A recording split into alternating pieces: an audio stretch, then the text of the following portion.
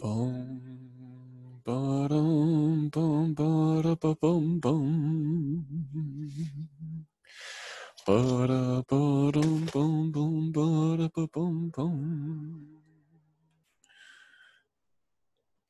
Ba-da-ba-dum, bum. Eh oui, Noël arrive bientôt. Il va neiger puis faire -30 dans pas long. Donc, voilà. Donc ici est écrit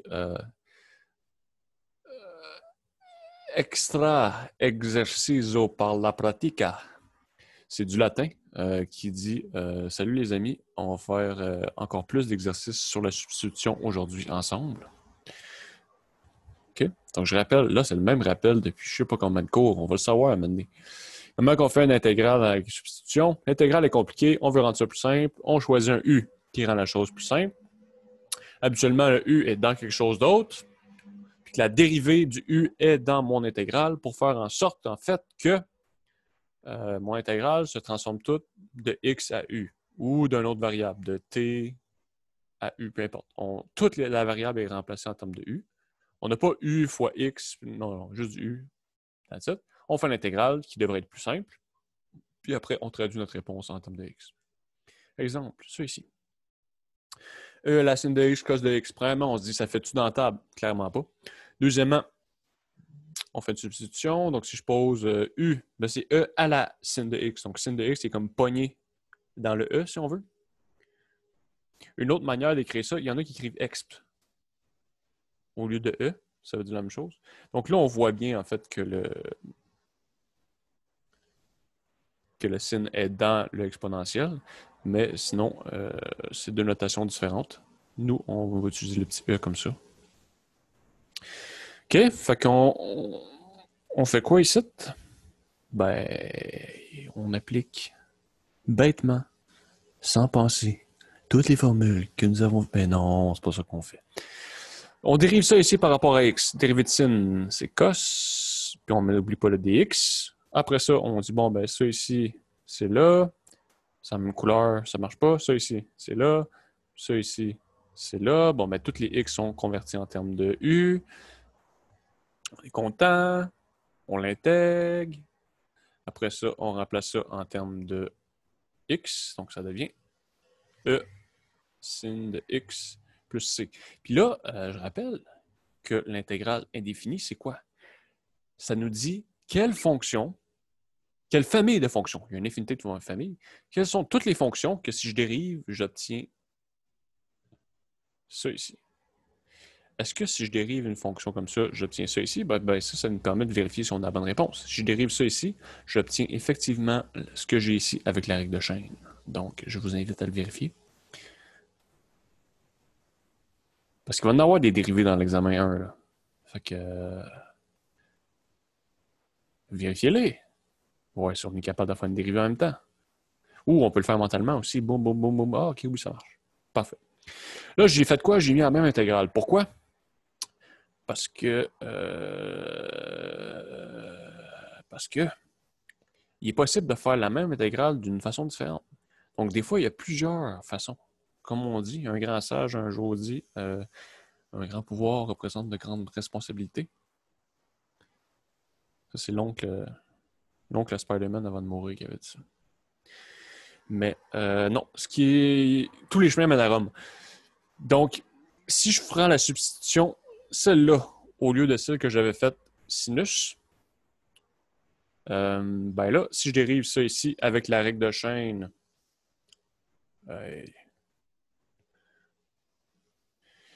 bon, ben dérivée de E, c'est E, sauf que là, c'est une composition de fonctions. E à la sin, fait qu'il faut que je multiplie par la dérivée de ça après.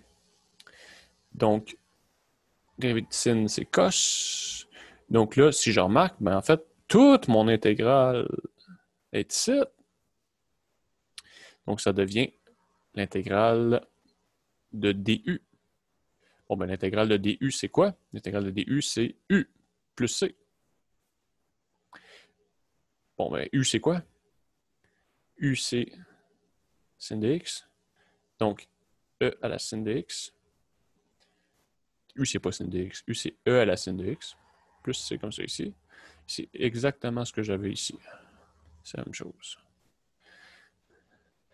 C'est pareil. Malade. Ok, on va se calmer un peu, là. Là, c'est rendu... c'est plus sérieux pendant tout ce cours-là. OK, donc remarque, parfois, il y a plusieurs substitutions possibles. Effectivement. OK. Donc, un autre exemple. Exemple, ici, intégrale de tan. Là, on voit ça, on dit, ben là, Mathieu, pas de substitution ici. Intégrale de tan, on va directement dans la table, puis c'est quoi? Intégrale de tan, il n'est pas dans la table. Qu'est-ce que je dérive, j'obtiens tan? Elle ne le sait pas. Fait on va utiliser identité trigonométrique, premièrement, pour dire que ça, c'est sin sur cos. C'est la définition de tan. Là, on dit OK, bon, mais là, ça ne m'aide pas plus. Là. Je ne peux pas intégrer ça, c'est pas dans la table. Donc, on va essayer de faire une substitution. Je vais mettre U.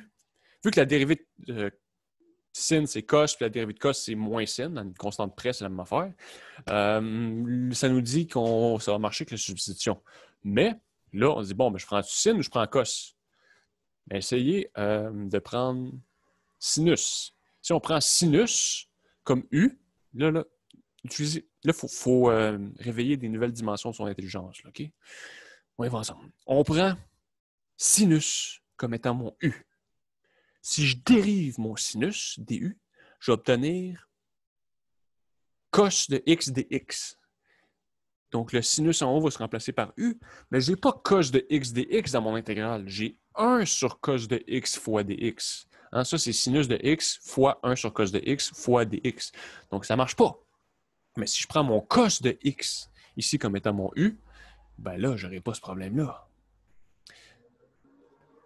Parce que si je prends U égale cos de x, non pas dx, wow. Du, ça va être d cos moins sin dx, dx. Donc si on multiplie par moins 1 chaque bord, ou on divise par moins 1, ça va faire, on obtient ça ici. Donc le sin de x, dx, il se remplace. Puis le cos de x, lui, ben, ça va devenir 1 sur u. Parce qu'il est en bas. Là, ça marche. Vu que le dx, là, ça fonctionne. Mais l'autre que j'ai fait tantôt, ça ne marchait pas. Donc là, ça va être 1 sur u fois moins du. Moins du, il faut le mettre en parenthèse parce que j'écris juste 1 sur u moins du, puis 1 sur u fois moins du, c'est deux choses complètement différentes. Complètement différentes. C'est même plus comparer des pommes puis des oranges. C'est comparer des pommes puis des roux de char. C'est vraiment différent. Fait qu'ici, ça, c'est le cas spécial où c'est U à la moins 1, donc c'est ln de valeur absolue de U dans la table, plus C. On remplace après ça U par ce que ça vaut, donc cos de X plus C. Et voilà tout. Et voilà le boulot. C'était facile, n'est-ce pas? Très facile. OK. Ici. Ah, ben là, il y a plusieurs façons de la faire. On va commencer par se dire que ça ne fit pas dans ta intégration. Deuxièmement, se dire on va faire une certaine substitution. Donc là, on voit qu'il y a du 2x. Donc là, on pourrait tenter naïvement de dire ah, bon, ben, il y a du 2x. Fait qu'on va dire u égale à 2x plus 1. Donc du, ça va être dérivé de ça par rapport à x2 fois dx. Donc du sur 2, c'est dx. Donc, ça devient quoi? Bon, ben, ça ici. Non. Ça ici. C'est U. Ça ici. C'est U. Ça ici. C'est là. Toutes les X sont convertis. OK, je suis content. U, ln carré de U sur 1 du. Sauf que là, OK, j'ai changé mon problème, mais là, ça ne fait toujours pas dans ma table. Fait que, qu'est-ce que je fais ici? Je m'abandonne, je me mets à pleurer. Qu'est-ce que je fais là? Bon, ben vraiment, pas de panique. Hein. Des fois, c'est bon d'être un peu perturbé. Ça nous permet de remettre en question ce qu'on croyait avoir acquis. Élargir notre perception de la réalité, n'est-ce pas? Donc,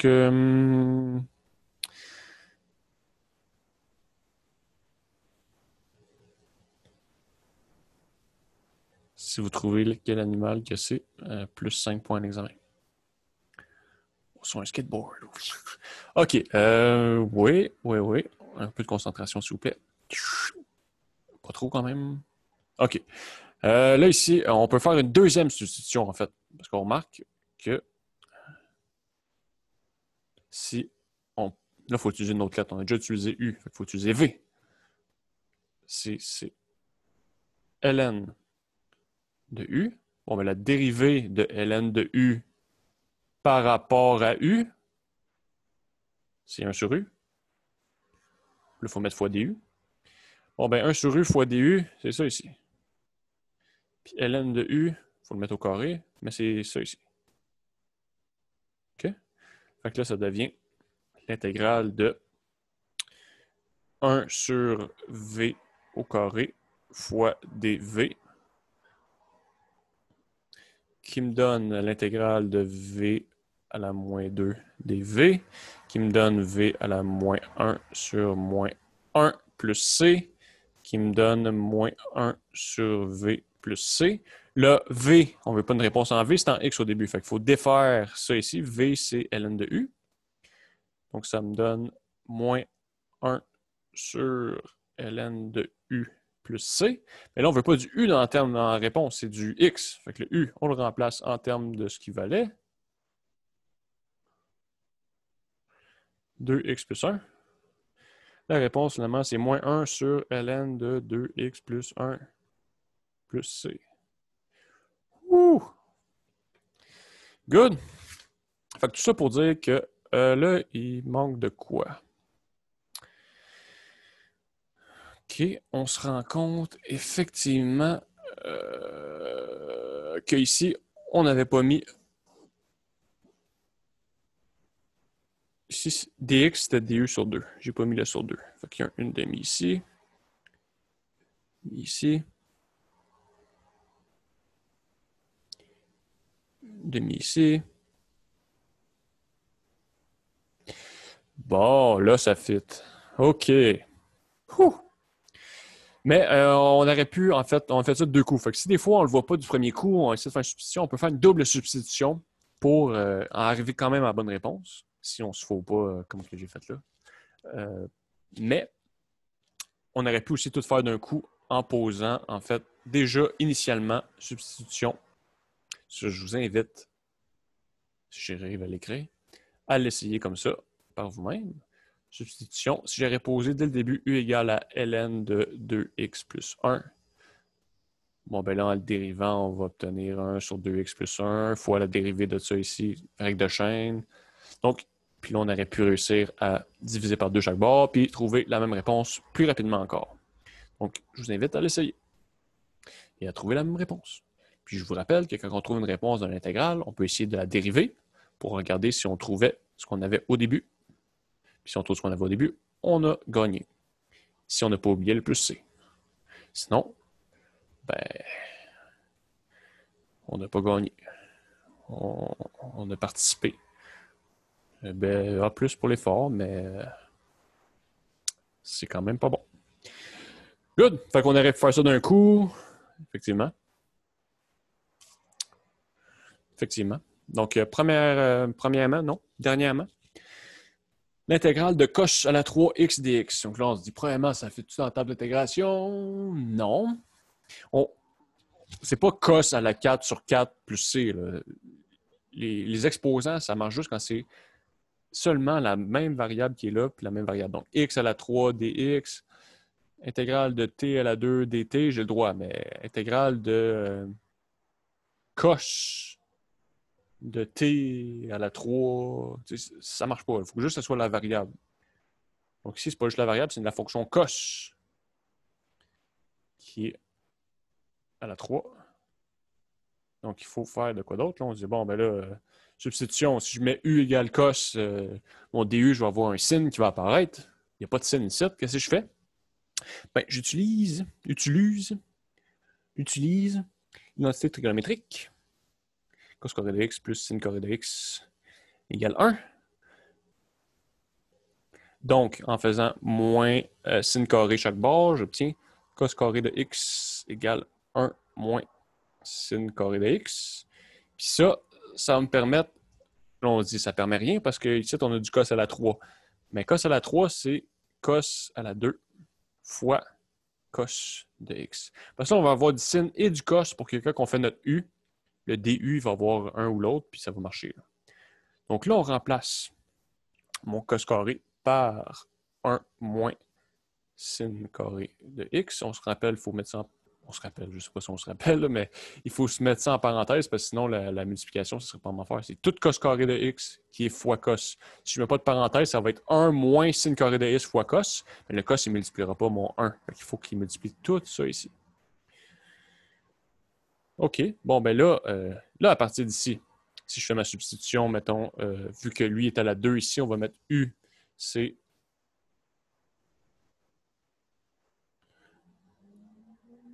sin de x. Du, dérivé de sin, c'est cos, puis on met un dx après. Donc ça devient mon du. Non, couleur ici. Attends, on va faire de quoi en grande finale? On va mettre ça en arc-en-ciel. Oh, wow! Ça va bien aller, les amis.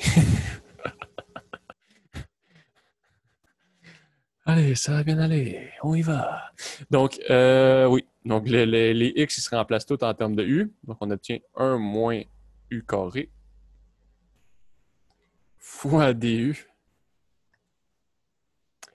Ça, on sait comment intégrer ça. C'est l'intégrale de 1 du moins l'intégrale de u à la 2 du. On aurait pu sauter cette étape-là si on est à l'aise. Ça me donne u moins u à la 3 sur 3 plus c qui me donne... Ben là, ça c'est ma réponse. Ouais! Calme-toi, là. Calme-toi, Mathieu. U, c'est sin de x, fait qu'il faut remplacer ça, on a la réponse, mais là, c'est bien beau. Mais c'est en x notre intégrale. Là, tu me donnes quelque chose en u, ben ça n'a pas rapport. Là. Donc ça, c'est ma réponse finale. Donc et voilà. Hein? Waouh! Wow! Wow! C'est-tu beau, ça? Hey, c'était cœur là! Oh! Wow! Wow! Wow! Et voilà. Fait que ça met clos. Ça met clos, oui. Quelle belle expression. Ça met clos. Ça met fin à l'intégration par substitution en espérant que c'est clair. Sinon, ben, posez-moi des questions. Un commentaire, un courriel, une petite rencontre Zoom, peu importe. Un petit café. On va se prendre un petit café. OK. Au revoir.